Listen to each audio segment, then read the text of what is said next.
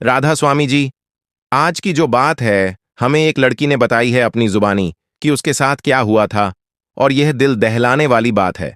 उस लड़की ने बताया कि डेरे को लोग बहुत सी बातें करते हैं, बिना सोचे बिना समझे, और भी बहुत ही गंदे गंदे इल्जाम भी लगाते हैं डेरे के बारे बारे में। यह सुनकर मेरे भी रोंगटे खड़े हो गए थे। उस लड़की ने अपनी पूरी कहानी हमें बताई कि उसके साथ क्या हुआ। एक परिवार था जिसमें उस लड़की के माता पिता थे और वह दो बहनें थीं। दोनों बहनें जवान थीं और जो पिता थे उनको बहुत ज्यादा चिंता थी कि मेरी दोनों बेटियों का कहीं अच्छे से घर में रिश्ता हो जाए और शादी हो जाए। जो छोटी बेटी थी, जो उस लड़की की छोटी बहन थी, उसको बहुत से रिश्ते आते थे, लेकिन वह जो बड़ी लड़की थी उसको कोई भी रिश्ता नहीं आता था। दोनों पढ़ी लिखी थीं, समझदार थी। तो पिता को बहुत चिंता रहने लगी कि मेरी बड़ी लड़की की कहीं भी शादी तय नहीं हो रही है और छोटी बेटी को इतने रिश्ते आते हैं। बाबा जी को बहुत मानते थे, डेरे भी जाते थे, सत्संग पर भी जाते थे, सेवा पर भी जाते थे। तो वह लड़की कहने लगी कि मेरे पिता मेरी इतनी ज्यादा चिंता करते थे, मेरी माता इतनी चिंता करती थी कि रात रात सोते भी नहीं थे। इस बात की मुझे भी चिंता होने लगी कि मेरे माता पिता को मेरी वजह से कितनी चिंता होती है और कितनी दुखी रहती हैं। मैंने अपने पिता से बहुत बार कहा कि पिताजी कोई बात नहीं, मैं पढ़ी लिखी हूं, मैं अपनी कमाई कर लूंगी, मेरी कौन उम्र बीतती जा रही है, हो जाएगी जब शादी होनी होगी, जब बाबा जी चाहेंगे तब हो जाएंगी। लेकिन माता पिता एक ही बात कहते थे, बेटा बेटियों को ज्यादा टाइम तक हम घर नहीं रख सकते, अपने घर चले जाएं, हमारी भी आंखें कब बंद हो जाएंगी हमें नहीं पता।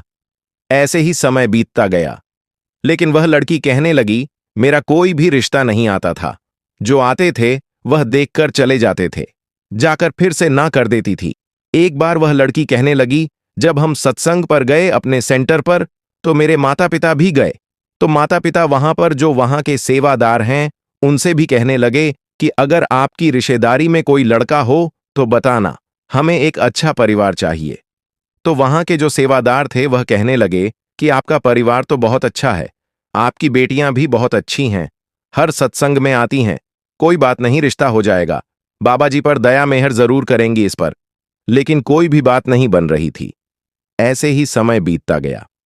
वह लड़की कहने लगी मेरे माता पिता हर संडे को सत्संग पर जाते थे और यही चिंता करते थे। एक दिन फिर बहुत चिंता कर रहे थे तो मेरे माता पिता ने फिर से उस सेवादार से कहा कि भाई साहब जी, हम बहुत परेशान हैं, कोई रिश्ता हो तो जरूर बताइए। तो वह सेवादार कहने लगा कि पता नहीं आपकी बेटी का क्यों रिश्ता नहीं हो रहा है। जिस तरीके से आप बताते हो कि इतने रिश्ते आते हैं, कहीं कोई अड़चन कहां पर आ रही है। तो उस लड़की के माता पिता कहने लगे इस बात का तो हमें भी नहीं पता कि अड़चन कहां पर आ रही है। तो वह सेवादार कहने लगा कि यहां पर एक भाई आते हैं जिसका बहुत ज्यादा भजन सिमरन है, बहुत ज्यादा, और जो बात वह कह देते हैं वह सोने पर सुहागा होती है, वह सच हो जाती है। एक बार आप उनसे बात कर कर पूछिए, उन्हें देखिए, उनसे बात कीजिए कि क्या बात है। उस दिन वह भाई सत्संग पर आए हुए थे तो उसके लड़की के माता पिता कहने लगे कि कौन से हैं वह भाई। उन्होंने बताया। जब उनसे बातचीत की सारी बात बताई तो वह भाई कहने लगा कि आप इतनी चिंता क्यों करते हो, आपको अपने गुरु पर भरोसा नहीं है। लेकिन जो पिताजी थे वह जिद करने लगे कि नहीं भाई साहब जी, आप बताइए तो सही, ऐसी कौन सी अड़चन है जो हमारे काम में आ रही है, मेरी बेटी का रिश्ता क्यों नहीं हो रहा। तो वह जो भाई था वह कहने लगा आप ऐसे करना, कल को मेरे घर पर आना, फिर मैं बात बताऊंगी, वहां पर बैठकर बात करते हैं। जब अगला दिन हुआ तो वह जो लड़की के पिताजी थे वह उस सत्संगी भाई के घर पहुंच गए। जब घर पहुंचे, चाय पानी पिलाया, बहुत सेवा की, तो लड़की के पिताजी कहने लगे कि भाई साहब जी, मैं तो सिर्फ यहां पर एक ही काम के लिए आया हूं, मुझे सिर्फ इतना बता दो कि मेरी कहां पर कमी है, मेरी बेटी का कहीं रिश्ता नहीं हो रहा, मैं बहुत परेशान हूं। तो वह सत्संगी भाई कहने लगा कि आपको अपने गुरु पर भरोसा नहीं है। तो लड़की के पिताजी कहने लगे गुरु पर भरोसा तो है, आज 2 से 3 साल हो गए हैं हमें रिश्ता ढूंढते हुए, जो भी रिश्ते आते हैं देखते हैं चले जाते हैं, ना कर जाते हैं। लोग हमें आस पड़ोस के यहां तक कह देते हैं जरूर किसी ने कुछ किया कराया है जो आपकी लड़की का रिश्ता नहीं हो रहा, आप किसी साने के पास चले जाओ। लेकिन हम कभी किसी साने के पास नहीं गए क्योंकि हमें अपने गुरु पर भरोसा है। तो वह सत्संगी भाई कहने लगा, यह तो बहुत ही अच्छी बात है, लेकिन मैं ऐसे आपको कुछ भी नहीं बता सकता जब तक मेरे गुरु का मुझ पर हुक्म ना हो कि ऐसी कौन सी अड़चन आ रही है, शायद मालिक सारा कुछ सही कर दे। तो लड़की के पिताजी कहने लगे, पूरी बात बताइए ना, क्या उसकी शादी होगी, क्या उसका रिश्ता होगा? तो वह सत्संगी भाई कहने लगा कि मुझे इस बारे में कुछ पता नहीं, जो मुझे हुक्म हुआ है वह मैंने बता दिया है कि आप अपनी बेटी को लेकर सेवा पर जाओ, वहां पर कुछ दिन सेवा करो। अब सत्संगी भाई ने वैसे ही किया, अपनी बड़ी बेटी को भी ले गए, अपनी छोटी बेटी को भी ले गए। वहां पर उन लोगों ने एक हफ्ता रहे, वहां पर खूब मन से सेवा की और बाबा जी के आगे एक ही अरदास की कि बाबा जी, यह मेरी बच्चियां नहीं हैं, यह आपकी हैं, इस पर आप ही मेहर करोगे क्योंकि लोग अब हमें बहुत बातें करने लगे हैं और यह भी कहते हैं कि पता नहीं किस डेरे में जाते हैं, किस गुरु का ध्यान धरते हैं, वहां क्या होता है क्या नहीं होता, किसी को कुछ नहीं पता। आप अब आपकी जो भी इच्छा है वह कीजिए। वह परिवार अपनी 7 दिन की सेवा करके घर आ गए। जब घर आए तो कुछ दिन ही बीते कि बड़ी लड़की का एक रिश्ता आया तो परिवार वाले बहुत खुश हुए। लड़का भी कुछ खाता पीता नहीं था, लेकिन वह सत्संगी परिवार नहीं था। अब जो उस लड़की के रिश्तेदार थे वह सारे सत्संगी थे, बाबा जी को मानते थे। कुछ लोग कहने लगे कि यह तो सत्संगी परिवार ही नहीं है, पता नहीं बेटी को कहीं जाने दे कि ना जाने दे, हम तो नहीं चाहते कि यह रिश्ता हो। लेकिन वह लड़की कहने लगी, मेरे माता पिता कहने लगे कि नहीं, अब जब यह रिश्ता आया है, लड़का तो कुछ खाता पीता नहीं है, सत्संगी है कि नहीं है, इससे क्या फर्क पड़ता है? परिवार तो अच्छा है ना, सारे लोग तो अच्छे हैं, लड़का कमाता है, ज्यादाद है, सब कुछ है। अगर हमारी लड़की की किस्मत अच्छी होगी तो सारा कुछ होगा। अब लड़की जो रिश्ता था वह भी तय हो गया। थोड़े दिन बाद उसकी शादी भी हो गई। तो वह लड़की कहने लगी, जब मैं शादी के बाद अपने परिवार में आई तो मेरा सारा परिवार बहुत अच्छा था। मेरे सास ससुर, मेरे हस्बैंड, मेरा देवर, मेरी ननंद, सारे लोग बहुत अच्छे थे, मुझे बहुत प्रेम करते थे। कुछ दिन बीते तो मैंने अपने पति से कहा कि काफी समय हो गया है शादी को, मेरा बहुत मन कर रहा है कि मैं डेरे जाऊं, क्या आप मेरे साथ चलोगे? तो वह लड़की कहने लगी कि मेरे पति कहने लगे कि देखो, हम तो डेरे जाते नहीं हैं, ना ही तुम्हारे गुरु को हम मानते हैं, लेकिन हम तुम्हें कभी मना नहीं करेंगे। मैं तुम्हें तुम्हारे मायके छोड़ आता हूं, तुम मम्मी पापा के साथ डेरे जाना चाहती हूं, बड़ी खुशी से जाओ, मुझे कोई ऐतराज नहीं है, न मेरे परिवार को कोई ऐतराज है। जो उस लड़की के सासुर थे वह भी कहने लगी, बेटा हमें कोई ऐतराज नहीं है, तुम जाओ। तो वह लड़की कहने लगी, मेरे पति मुझे खुद अपने माता पिता के घर छोड़ कर गए और कहकर गए कि कोई चिंता वाली बात नहीं है, तुम बड़े आराम से डेरे जाओ, और मेरे पति घर आ गए।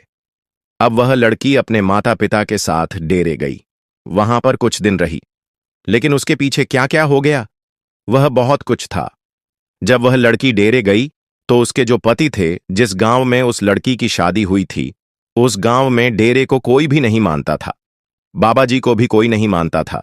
ज्यादातर लोग बड़े ही तांत्रिक के पास जाते थे, सयानों के पास जाते थे, और भी पता नहीं कौन से साधु संतों के पास जाते थे, जिसका जो मन करता था वह करते थे। तो जो उस लड़की के पति थे, उसके जो दोस्त थे, जो आस पड़ोस के लोग थे, उन्होंने कहा कि काफी दिन हो गए हैं, तुम्हारी वाइफ नहीं दिख रही। तो वह लड़का कहने लगा कि मैं उसको उसके मायके छोड़ कर आया हूं, ऐसे ऐसे वहां पर डेरा है, तो वहां पर उनके गुरु जी हैं, बाबा जी हैं, तो वह वहां पर गई है। जब उस लड़के ने अपने दोस्तों को यह बात बताई तो उसके दोस्त कहने लगे, जिस डेरे की तुम बात कर रहे हो वहां पर पता है तुम्हें क्या क्या होता है? तो उसके हस्बैंड कहने लगे कि वहां क्या होता है? तो वह लड़के कहने लगे कि उस डेरे में सबसे ज्यादा गलत काम होते हैं, लड़कियों के साथ, औरतों के साथ, वहां पर पता नहीं लोग जाते क्यों हैं, इतनी बातें सुनने को आती हैं, क्या तुम्हें कुछ भी पता नहीं है? तो वह लड़का जो था बड़ा हैरान हो गया कि ऐसे तो मैंने कभी कोई बात नहीं सुनी, क्या यह सच है? तो वह लड़के कहने लगे, हम क्या झूठ बोल रहे हैं, किसी से भी पूछ लेना, तुम्हें बताएंगे कि डेरों में क्या क्या होता है। अब उस लड़के को बड़ा क्रोध आया कि यह बातें मुझे पहले क्यों नहीं पता लगी। जब घर आया, अपने माता पिता को बताया तो माता पिता भी कहने लगे, बेटा ऐसी कोई बात नहीं है, आप क्यों दुखी हो रहे हो, ऐसी कोई भी बात नहीं, कुछ नहीं होता। अब जिस दिन लड़की अपने घर आ गई सत्संग से अपने मायके आ गई तो अपने माता पिता को कहा कि मुझे घर छोड़ आइए आप। मेरे हस्बैंड के पास टाइम नहीं है, वह कहीं का काम से बाहर गए हुए हैं। जब उस लड़की ने अपने पति को फोन किया तो उसके पति कहने लगा कि मैं कहीं बाहर हूं, तुम अपने आप आ जाओ। तो उसके माता पिता उस लड़की को घर छोड़कर गए तो वह लड़की कहने लगी, जब मैं घर पर आई तो सारा पासा ही पलटा हुआ था।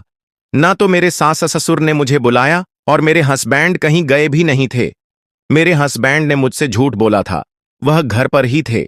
जब मेरे माता पिता ने और मैंने आकर देखा कि आप तो घर पर हो तो आपने झूठ क्यों बोला। तो वह लड़की कहने लगी, माता पिता के सामने तो मेरे हस्बैंड ने मुझे कुछ भी नहीं कहा, लेकिन उसके बाद वह मुझे एक कमरे में ले गया और जाकर कहने लगा कि तू जिस डेरे में गई थी वहां पर क्या क्या करके आई। तो मैं बड़ी हैरान हो गई कि मेरे हस्बैंड को क्या हो गया है। अच्छे भले तो थे कि जिस डेरे से तू आई है वहां पर क्या करके आई है। तो वह लड़की कहने लगी, मैं तो सत्संग सुनकर आई हूं, बाबा जी के दर्शन कर कर आई हूं। तो वह लड़की कहने लगी, मेरे हस्बैंड कहने लगे, मुझे पता है वहां पर क्या क्या होता है, लड़कियों के साथ औरतों के साथ वहां पर कौन से सलूक होते हैं, मुझे सब पता है, वहां पर कौन सी गंदी हरकतें होती हैं। तो वह लड़की कहने लगी, मेरी आंखों से सिर्फ और सिर्फ उस टाइम आंसू ही आंसू थे। जब मेरे हस्बैंड ने मुझे यह बातें कहीं तो मैंने अपने हस्बैंड से कहा कि यह बातें आपको किसने बताई हैं, ये चीजें कहीं और होती होंगी।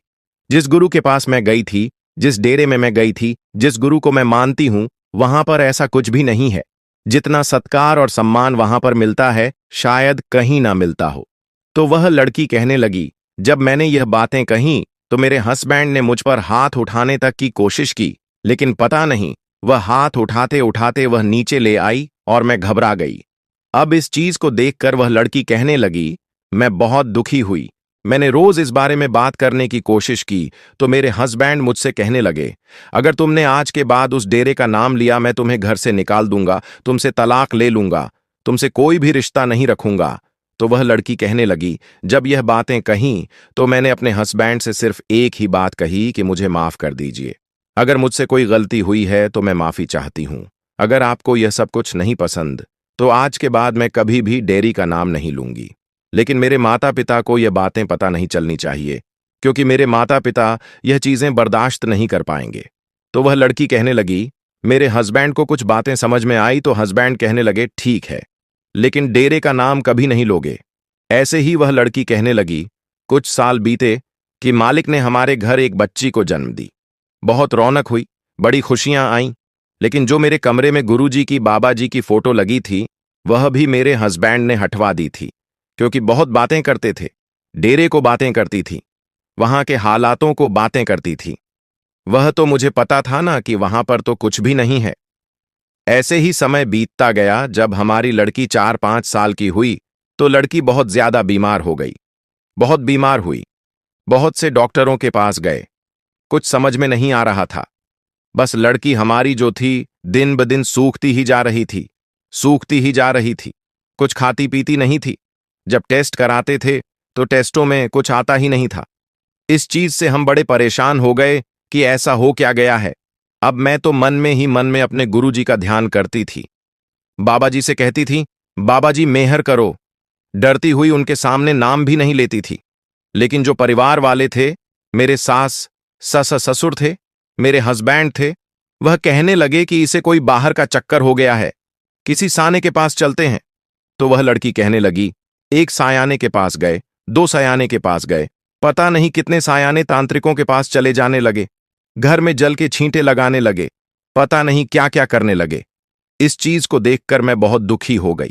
मैंने अपने हस्बैंड से कहा भी कि यह सब किन चक्करों में पड़े हो, ऐसा कुछ भी नहीं है। एक दिन फिर किसी ने कुछ तांत्रिक के बारे में बता दिया, वहां पर चले। जब वहां पर गए तो वह लड़की कहने लगी, उस तांत्रिक को देखकर मुझे कुछ भी अच्छा नहीं लग रहा था। वह पता नहीं किस निगाह से मेरी तरफ देख रहा था, मेरी बच्ची की तरफ देख रहा था। मेरी ननंद साथ में गई थी, उसकी तरफ देख रहा था। वह जो तांत्रिक था वह कहने लगा, वह लड़की कहने लगी कि मुझे उसने अपने पास में बुलाया और मेरे ऊपर उस तांत्रिक ने हाथ रखा, फिर मेरी बच्ची के ऊपर हाथ रखा, फिर मेरी ननंद के ऊपर हाथ रखा, फिर मेरे पति के ऊपर हाथ रखा, फिर मेरी सासू मां के ऊपर हाथ रखा। और उसका हाथ रखने का जो तरीका था वह मुझे बहुत गलत लगा। तो वहां पर तो सब कुछ जो हो रहा था मैं देख ही रही थी। मैंने अपने पति से कहा कि यहां पर मुझे कुछ भी अच्छा नहीं लग रहा। तो वह तांत्रिक कहने लगा कि तुम्हारे घर पर तो बहुत ही बड़ा किसी ने किया कराया है, फलाना हवन करना है, ठिकाना करना है, यह करना है, वह करना है। तो वह लड़की कहने लगी, मैंने अपने पति से कहा कि यहां से चलो। तो उस समय जो मेरे पति थे वह मेरी तरफ बहुत गुस्से से देखने लगे कि चुप कर बैठ जाओ। सारा कुछ जो होना था वह हो गया। जब पूरा परिवार घर आया तो वह लड़की अपने पति से कहने लगी कि आज आपने वहां पर कुछ देखा था। उसके पति कहने लगे कि क्या? तो वह लड़की कहने लगी, आज जिस तरीके से उस तांत्रिक ने मेरे ऊपर हाथ रखा था, क्या मुझे कोई कसर थी? या आपकी बहन को कोई कसर थी? या आपकी मां को कोई कसर थी? किस तरीके से उसने हमारे ऊपर हाथ फेरा, वह सब कुछ आपको नहीं दिखा। आप अपनी बेटी को लेकर पता नहीं किस किस सयानों के पास जा रहे हो। आपको अब नजर नहीं आ रहा कि वह सियाने किस नजरों से हमें देखते हैं। आपने मेरे गुरु पर डेरे पर इतने गद्दे इल्जाम लगा दिए कि वहां तो औरतों के साथ, लड़कियों के साथ गलत चीजें होती हैं। क्या आपने वहां जाकर देखा था? आपको उन तांत्रिकों पर, उन सियानों पर कोई पाबंदी नहीं है आपकी। वह सब कुछ आपको सही लगा, और जो सुनी सुनाई बातें हैं वह आपको सही लग रही हैं। वहां पर आपको गलती नजर आ रही है। फिर उस लड़की ने कहा, अपनी सासू मां से कहने लगी कि मां, आज के बाद मैं किसी सियाने के पास नहीं जाऊंगी। आपको मुझे मारना है, मार दो, रखना है, रखो। एक लड़की को बचाने के लिए पता नहीं आप क्या कुछ कर रहे हैं, और ऐसा तो उसको कुछ हुआ भी नहीं है। जब यह सारी बातें उस लड़के को पता लगी कि मेरी वाइफ सच में सच कह रही है, आज जिस तरीके से उस तांत्रिक ने हाथ लगाया है वह मुझे भी अच्छा नहीं लगा। सारा कुछ वह लड़की कहने लगी, जो भी बातें हुई सब हूं। जब रात हुई तो वह लड़की अपने पति से कहने लगी कि आप देखो, मेरे पति हो, मेरे जीवन साथी हो, मालिक ने हमें यह बच्ची दी है। आप मेरी बातें बिल्कुल ध्यान से सुनना। आज मैं आपको जो बातें कहूं, तो वह लड़की कहने लगी, आपने लोगों की बातों पर भरोसा कर मुझे इतना कुछ सुना दिया, डेरे को इतना कुछ सुना दिया। हम लोग इतने सयानों के पास गए हैं, वह क्या क्या करवा रहे हैं हमसे, आपको सब पता है। एक बार मेरा कहना मानकर आप डेरे चलो इस बच्ची को लेकर। देखना, हमारी बच्ची बिल्कुल ठीक हो जाएगी। आपने पता नहीं बाबा जी को कितने गलत लफ्ज बोले हैं आपकी जुबान से, और जो मेरे कमरे में तस्वीर लगी थी वह भी हटवा दी है। अगर आपको वहां पर कुछ भी गलत नजर आए, लड़कियों के साथ बुरा सलूक नजर आए, औरतों के साथ बुरा सलूक नजर आए, तो मैं कहती हूं आप मुझे वहां से 10 थप्पड़ मारकर घर लेते आना। चाहे मुझे वहीं छोड़ देना, तलाक दे देना, कभी नहीं आऊंगी मैं आपके घर। लेकिन एक बार मेरा कहना मानकर डेरे चलो। जो लोगों की बातें सुनी है उसको झुठलाने की। वह लड़की कहने लगी कि मेरे पति को पता नहीं बाबा जी ने क्या मेहर की, क्या दया की, वह तो वही जानते हैं, क्योंकि उसकी करनी को कोई नहीं जान सकता। क्या मेहर की कि मेरे हस्बैंड कहने लगे कि ठीक है, डेरे तो मैं चलता हूं, लेकिन जो तुमने अपनी जुबान से बातें कही हैं वह सच करवा कर आऊंगा, वहीं छोड़ कर आऊंगा, तलाक जरूर दे दूंगा। अगर ऐसा कुछ मैंने वहां देखा तो वह लड़की कहने लगी, ठीक है। वह लड़की, उसके हस्बैंड, उनकी बच्ची और उनकी सासू मां, सभी लोग डेरे गए। डेरी में तो सभी को ही पता है कि कितना कितना डिसिप्लिन है, कितने अनुशासन के साथ वहां पर सब कुछ चलता है। सेवादार कितनी सेवा करते हैं, सेवा भावना है। सत्संग का क्या तरीका है, रहने का क्या स्थान है, सभी सत्संगियों को पता है। लेकिन जो पहली बार जाता है उसके लिए सारा कुछ नया होता है, देखने वाला होता है, चुकाने वाला होता है कि यह क्या है। तो वह लड़की कहने लगी, जब मैं वहां पर एंट्री की तो मेरे हस्बैंड की जो आंखें थीं वह देखने वाली थीं, क्योंकि वहां पर वैसा कुछ था ही नहीं जैसा उन लड़कों ने कहा था। वहां पर तो इतने संस्कार थे, इतना सारा कुछ था। जब हम रहने के लिए वहां पर पूछने के लिए गए तो वहां पर उन्होंने पूछा कि आप परिवार के साथ हो या अकेले, लेडीज हो या जेंट्स हो। तो उन्होंने कहा कि नहीं, हम पूरा परिवार हैं। तो उन्होंने हमें एक शेड दे दी जिसमें एक परिवार अलग थे। जो आदमी लोग होते हैं वह अलग होते हैं, जो एक पूरा परिवार होता है उसको अलग करते हैं। इस चीज को देखकर मेरे हस्बैंड को बहुत अचंभा हुआ, लेकिन कुछ भी नहीं बोले। सारा कुछ देखा, लंगर का क्या सिस्टम है, सेवा का क्या सिस्टम है, रहने का कैसे स्थान बने हुए हैं, कितने संस्कार हैं, कैसे छानबीन होती है, कैसे एंट्री होती है, सारा कुछ उस लड़के ने देखा। सत्संग का जब प्रोग्राम हुआ, अगले दिन सत्संग में क्या अनुशासन था, वह सब कुछ देखा तो वह लड़की कहने लगी, मेरे हस्बैंड के रोंगटे खड़े हो गए और सिर्फ आंखों से आंसू थे। तो मेरे हस्बैंड मुझसे कहने लगे कि यहां पर तो सच में ही ऐसा कुछ था ही नहीं, है ही नहीं, फिर डेरे के बारे में लोग इतना गलत क्यों बोलते हैं। तो वह लड़की कहने लगी, जब तक हम आंखों से किसी चीज को नहीं देख लेते, हमें सच नहीं मानना चाहिए। आपने तो सिर्फ कानों से सुनकर ही कम से कम मुझे 6 साल डेरे नहीं आने दिए, लेकिन मुझे अपना घर बसाना था, अपना परिवार बसाना था, इसलिए मैं कुछ नहीं बोली। लेकिन आज मेरी बेटी बीमार हो गई। पता नहीं यह मालिक का कोई जरिया था कि मालिक की क्या रजा थी, वह वही जानता है। वह परिवार वहां कुछ दिन रहे, सेवा की। जब घर आए तो लड़की की कुछ दिन दवाई चली, उस बच्ची की तो वह लड़की जो थी, बच्ची जो थी, वह धीरे धीरे से ठीक होने लगी। तब उस लड़की ने कहा कि मेरे हस्बैंड की आंखों में सिर्फ आंसू थे। तो मेरे हस्बैंड मुझसे माफी मांगने लगे कि मुझे माफ कर दो। मैंने डेरे को बहुत सी बातें कहीं, बहुत गंदे इल्जाम लगाए। मैंने बाबा जी की फोटो भी, जो तस्वीर थी, उसको भी उतार कर फेंक दिया था उस लड़के ने। फेंकना कितनी बड़ी बात है अपने गुरु की तस्वीर को, पर वह तो मानता ही नहीं था। तो जब वह लड़की कहने लगी, मेरे हस्बैंड ने मुझसे माफी मांगी, तो मैंने कहा कि नहीं, मुझसे माफी मांगने की जरूरत नहीं है। आज तो मेरी जिंदगी की खुशियां ही बदल गईं। आज तो इस घर की जो रौनक है वह बदल गई, क्योंकि यह मालिक ने एक जरिया बनाया था। अगर ऐसा जरिया नहीं बनाते तो शायद आज मेरा पूरा परिवार इस तरफ लगता ही नहीं। पर उस लड़की की एक ही बात बहुत अच्छी लगी। वह लड़की कहने लगी कि जरूरी नहीं है कि हर किसी को ऐसा परिवार मिले। बहुत से ऐसे परिवार भी हैं जब इतना कुछ हो जाता है, रिश्ते खत्म हो जाते हैं, रिश्ते तलाक तक चले जाते हैं, रिश्ते टूट जाते हैं। लेकिन मालिक ने पता नहीं मेरे कर्मों का क्या हिसाब किताब था, मेरे रिश्ते को बनाए रखा, मुझे सौर दिया, संतोख दिया। लेकिन मेरा यही कहना है कि बिना सोचे, बिना समझे, बिना जाने, बिना देखे कभी भी किसी डेरे के बारे में हमें बात नहीं करनी चाहिए, क्योंकि हमें कुछ भी नहीं पता होता जब तक हम अपनी आंखों से नहीं देख लेते।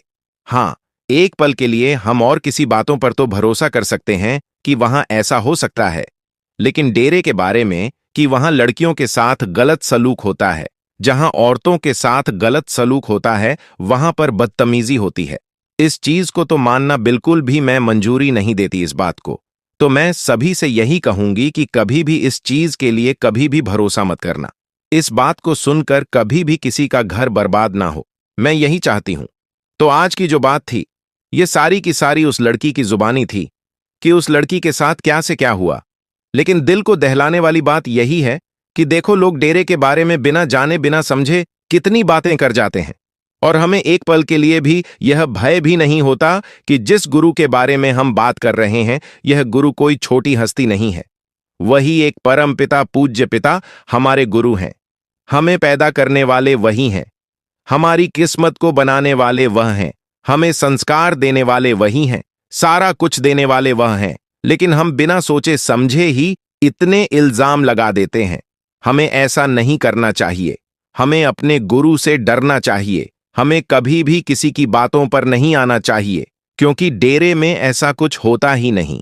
जितनी हमें सुविधा और जितने हम सेफ डेरे में हैं, मुझे तो लगता है कि कहीं हम शायद ही किसी स्थान पर होंगे जितने सेफ हम डेरे में हैं। तो इन बातों का हमें ध्यान रखना चाहिए और इन चीजों से हमें बहुत कुछ सीखना चाहिए। राधा स्वामी जी बहुत से ऐसे जीव होते हैं जो हर किसी की सेवा करते हैं, निस्वार्थ भावना से करते हैं और हमेशा चाहते हैं कि हर किसी का भला हो। लेकिन कभी कभी उन जीवों की जिंदगी में बहुत सी अड़चनें आ जाती हैं, बदनामी का धब्बा लग जाता है, तो वह अपने मालिक से ही टूट जाते हैं। उस पर ही ब्लेम लगाना शुरू कर देते हैं, इल्जाम लगाना शुरू कर देते हैं। आज की जो साखी है वह एक डॉक्टर की है कि कैसे वह निस्वार्थ होकर जीवों की सेवा करते थे। उनके साथ क्या हुआ था, कैसे घटित हुआ था, वह आज की साखी में हमें पता लगी।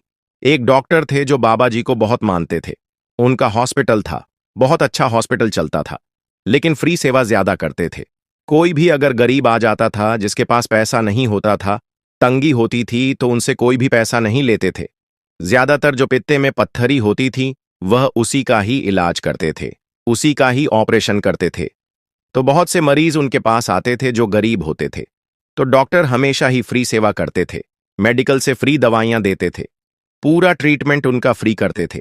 अपने संडे के संडे सत्संग पर भी जाते थे, सेवा पर भी जाते थे, मालिक से कभी दूर नहीं होते थे। सेवा सत्संग वह उनका रूटीन था। ऐसे ही समय बहुत अच्छा गुजर रहा था। हर तरफ उनके इतने चर्चे होते थे कि देखो डॉक्टर हो तो ऐसा हो, मालिक के घर से भी जुड़ा हुआ है और कितनी निस्वार्थ होकर सेवा करता है। नहीं तो आजकल तो इतनी फीसें हैं डॉक्टरों की कि देना ही मुश्किल हो जाता है। जब भी वह सत्संग पर जाता था, डॉक्टर तो सभी जो सेवादार होते थे, संगत होती थी, तो उनसे ऐसे ही बात करते थे कि जैसे एक आम इंसान होते हैं। तो वह एक ही बात कहते थे डॉक्टर कि मेरा कुछ भी नहीं है, आज मैं जो कुछ भी हूं मालिक का हूं, वह मुझसे करवा रहे हैं और मैं कर रहा हूं। ऐसे ही समय गुजरता जा रहा था। एक दिन रात का समय था।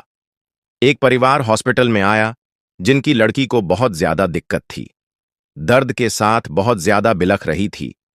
हालत इतनी ज्यादा बुरी थी कि परिवार वालों को भी कुछ भी समझ में नहीं आ रहा था कि पता नहीं बचेगी कि नहीं बचेगी। जब हॉस्पिटल में आए तो वहां पर डॉक्टर साहब थे ही नहीं, क्योंकि रात का समय था। वह घर जा चुके थे अपने रूम में।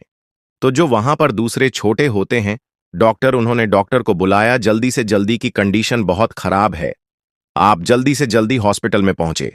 डॉक्टर तभी हाजिर हो गए। देखा आकर कि लड़की की तो हालत बहुत ज्यादा बिलख रही है, रो रही है, तड़प रही है। उसे जल्दी से जल्दी ऑपरेशन थिएटर में लेकर गए। लेकिन उससे पहले जो उनकी रिपोर्टें वगैरह थीं, सारी बातचीत थी, वह उन्होंने डॉक्टर ने पूछा कि बात क्या है, तो परिवार वालों ने कहा कि ऐसे ऐसे पित्ते में पत्थरी थी। तो एक दो बार ही दर्द हुई। जब हम डॉक्टरों के पास लेकर गए तो उसके बीच में जो पित्ता है वह बिल्कुल ही सड़ चुका है, कोई हाथ ही नहीं लगा रहा। सभी डॉक्टर यही कह रहे थे कि शायद आपकी लड़की की मौत भी हो सकती है, पिता फट भी सकता है क्योंकि कुछ रहा ही नहीं है।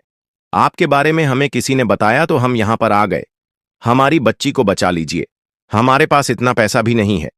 तो डॉक्टर साहब कहने लगे, आप पैसे की बिल्कुल कोई चिंता मत कीजिए, लेकिन हालत बहुत ज्यादा खराब है, कंडीशन बहुत ज्यादा खराब है, आप बिल्कुल ऐन मौके पर लेकर आए हो, आपकी लड़की को कुछ भी हो सकता है।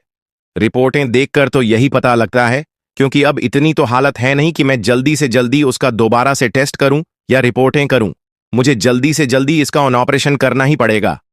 लेकिन जो भी कागज थे उन पर यह साइन करवाए कि आपकी लड़की के जो बचने के चांस हैं वह सिर्फ 10% ही हैं, 50 भी नहीं मैं कह सकता, क्योंकि कंडीशन बहुत खराब है।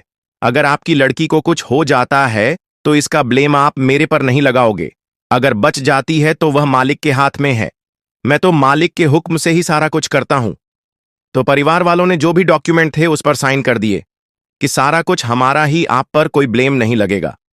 जब ऑपरेशन थिएटर में गए, जब ऑपरेशन कर रहे थे तो पित्ता वाकई में ही पूरी तरीके से सड़ चुका था।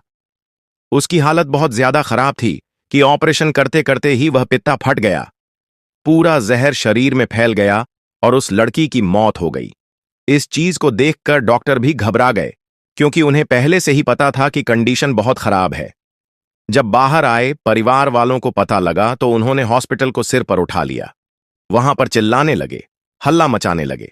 सभी लोग वहां पर जो हॉस्पिटल में जिनके साथ फैमिली जो एडमिट होती है, जो लोग होते हैं, वह भी सारे इकट्ठे हो गए, डॉक्टर साहब को घेर लिए, कहने लगे कि आपने ही हमारी लड़की मारी है। डॉक्टर साहब कहते रहे कि देखो, आपने इतने हॉस्पिटलों में इलाज कराया, आप बता रहे हो कि हम वहां भी गए, लेकिन किसी ने आपकी लड़की को हाथ नहीं लगाया। आप इतनी रात को मेरे हॉस्पिटल में आए, मैंने आपसे पहले ही कह दिया था कि 10% ही बचने के चांस हैं और इस डॉक्यूमेंट पर आपने सहन भी किए हैं, लेकिन उसके बावजूद भी आप मेरे पर ब्लेम लगा रहे हैं। लेकिन वहां पर कोई किसी की नहीं सुन रहा था। वहां पर उन लोगों ने फोन कर कर अपने रिश्तेदारों को इकट्ठा कर लिया कि नहीं, हमारी लड़की मरी तो मरी कैसे, हमें इतने इतने अब पैसे चाहिए, हमें अपनी लड़की वापस चाहिए, हमें यह चाहिए। जो कुछ भी हुआ वहां पर बहुत ज्यादा ही खतरनाक हुआ। अब उन लोगों ने केस भी कर दिया कि डॉक्टर का तो हॉस्पिटल ही बंद होना चाहिए, इसने तो हमारी लड़की मार दी है। अब वहां पर परिवार वालों ने बहुत कुछ कहना शुरू कर दिया।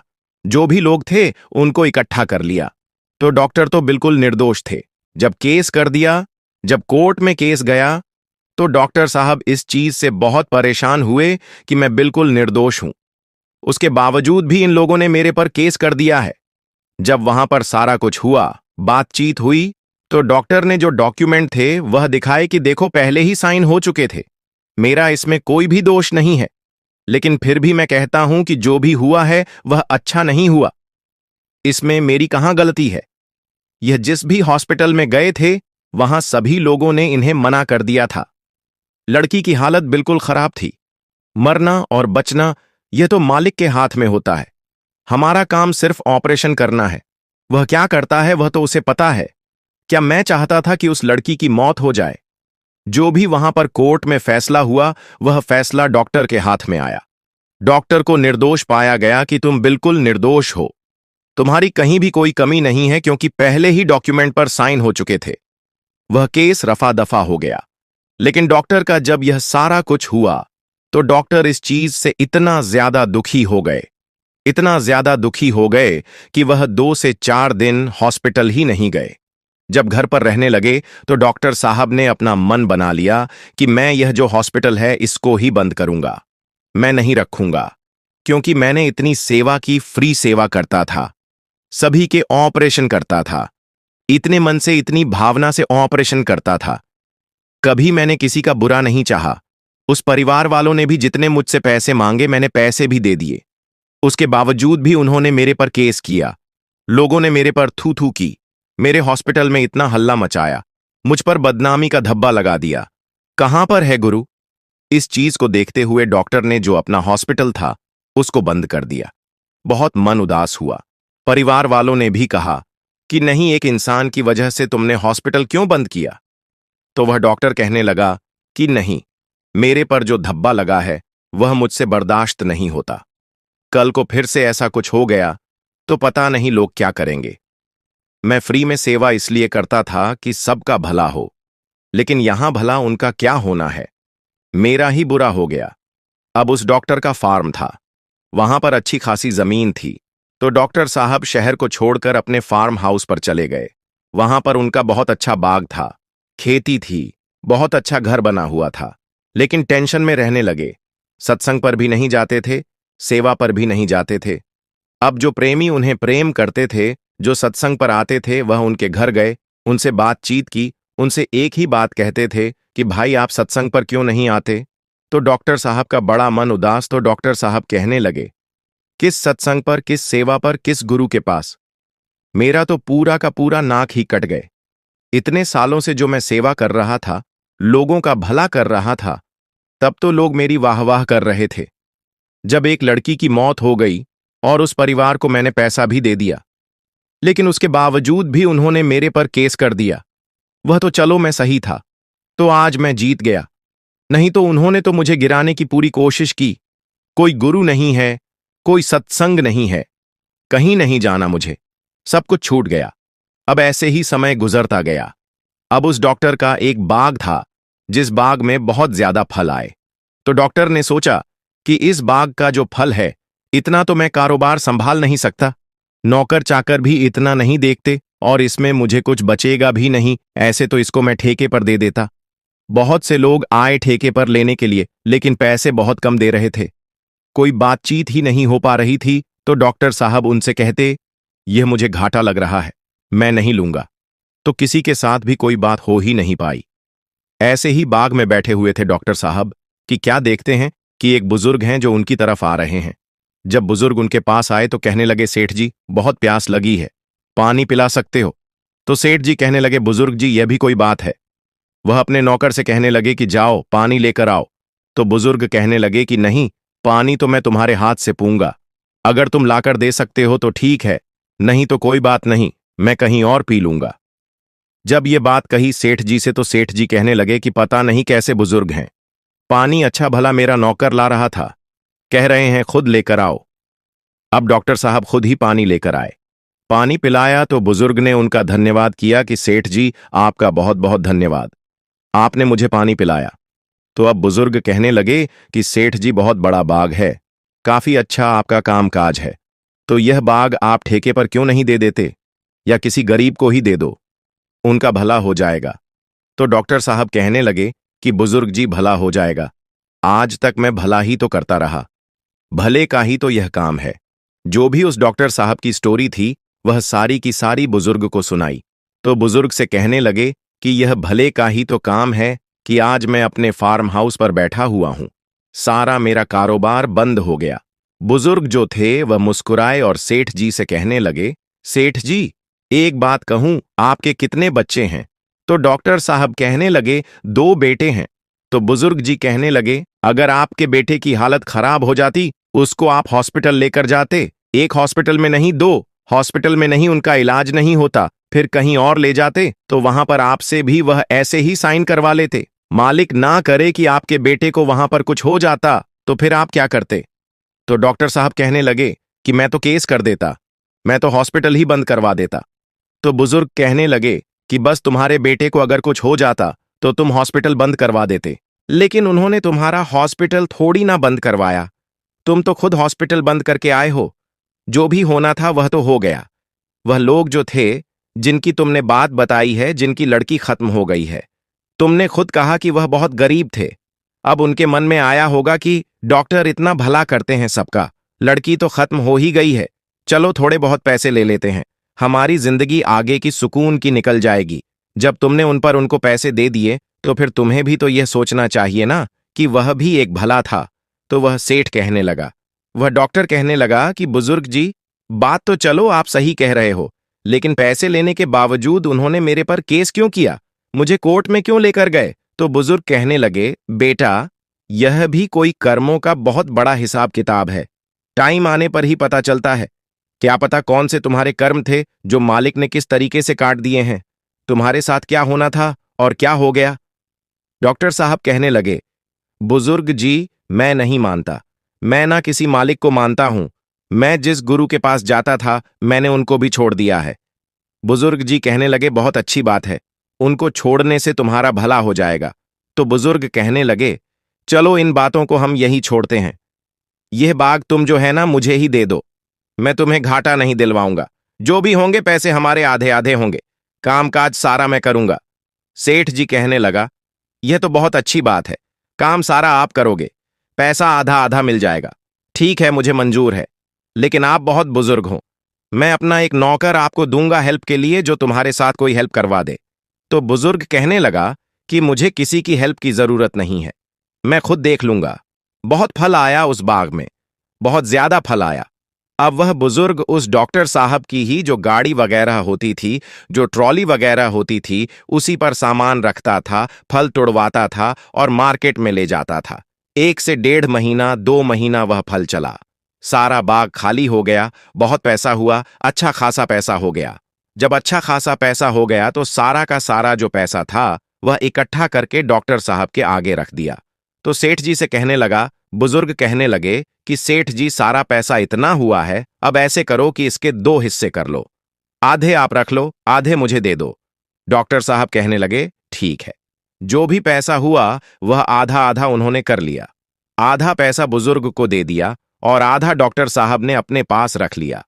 जब बुजुर्ग ने पैसे पकड़ लिए तो बुजुर्ग कहने लगे, बेटा, मैं ना अकेला हूं, ना मेरा कोई आगे है, ना मेरे कोई पीछे, मैं तो बस ऐसे ही चलता फिरता रहता हूं, उस गुरु के ध्यान को गुनगुनाता रहता हूं, अपनी जिंदगी काटता रहता हूं।